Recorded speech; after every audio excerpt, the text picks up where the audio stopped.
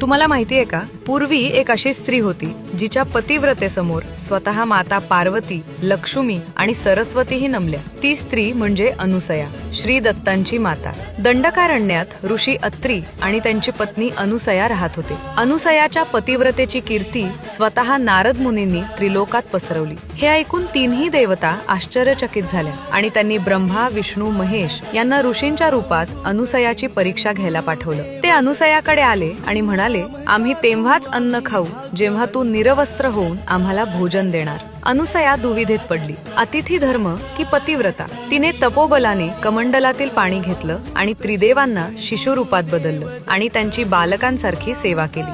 हे पाहून देवींनी अनुसयाची माफी मागितली. अनुसयाने त्रिदेवांना मूळ स्वरूपात आणलं. मग त्रिदेवांनी तिच्यावर प्रसन्न होऊन तिला आशीर्वाद दिला, आम्ही तुझ्या पोटी जन्म घेऊ. काही काळातच तिच्या कुक्षीतून 3 मुख असलेलं तेजस्वी बालक जन्माला आले आणि यांनाच आपण श्री दत्त म्हणून ओळखतो.